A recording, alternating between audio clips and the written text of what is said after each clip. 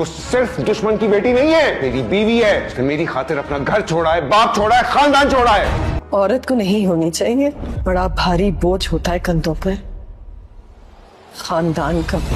और इन पेमेंट्स की अप्रूवल आपके छोटे भाई देते आए। बाबा अपने भाई नहीं बल्कि सांप पाला हुआ है। मैं डर के मारे पर्दे भी नहीं खोलता कि कहीं बदनामी यहाँ से ना आ जाए।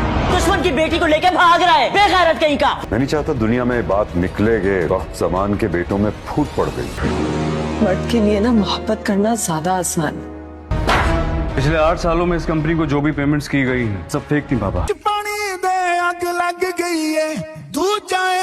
प्यार से मारेंगे बेटा, प्यार से गले काटेंगे। मेरा तो दिल करता है जान ले लूं उसकी। अपनी पईए नाजरीन, ड्रामा सीरियल शेर की आने वाली एपिसोड बहुत ज़्यादा ज़बरदस्त बनने वाली है और जैसे ही समरा की कुछ हालत बेहतर हो जाएगी और डॉक्टर उसे हॉस्पिटल से डिस्चार्ज कर देंगे तो वजाहत उसे ये बात भी बता देगा। फजर भी इसी हॉस्पिटल में एडमिट है तो समरा बहुत ज़्यादा हैरान हो जाएगी और वजाहत से सवाल करेगी उससे क्या हुआ है। तो वजाहत उसे सारी हकीकत बताएगा कि भाई शुजाहत ने उसे जहर दे दिया है और बदकिस्मती से उसकी जान भी बच गई है और वो बहुत ज़्यादा पछता भी रही है। इसीलिए समरा वजाहत से कहेगी कि मुझे हर सूरत में फजर से मिलना है। तो वो जैसे ही फजर से मिलने के लिए जाएगी तो फजर उसको देखकर बहुत ज़्यादा खुश होगी कि उसकी चाची समरा की जान बच गई है। और समरा फजर को इस हालत में देखने के बाद बहुत ज़्यादा परेशान हो जाती है और वो फजर से यही कहती है, मैं ये बात बहुत ही अच्छे तरीके से जानती हूँ, मर्द के लिए मोहब्बत करना बहुत ही ज़्यादा आसान है और हमेशा कुर्बानी औरत को ही देनी पड़ती है और औरत के कंधों पर ही ख़ानदान की इज़्ज़त का बोझ भी होता है और ये बोझ हम दोनों उठा रहे हैं और इसी वजह से आज हम हॉस्पिटल में भी हैं। फजर उसे यही कहेगी, मैंने बहुत बड़ी गलती की है, मुझे ऐसा नहीं करना चाहिए था, मैंने अपने बाबा की इज्जत को नीलाम कर दिया है। तो समरा उसे ये कहेगी, मैंने भी तो ऐसा ही किया था, लेकिन मोहब्बत में और जंग में सब कुछ जायज होता है। और वहीं दूसरी तरफ रईस का भाई बदर उसे बहुत ही अच्छे तरीके से लूट रहा होता है और उसको ये बात अभी तक मालूम नहीं होती और शेर जमान को ये बात मालूम हो चुकी होती है। और वहीं दूसरी तरफ बदर और उसके बेटे इस बात का प्लान बना रहे होते हैं किसी न किसी तरीके से इनको मार दिया जाए और सारी जायदाद पर कब्जा कर लिया जाए।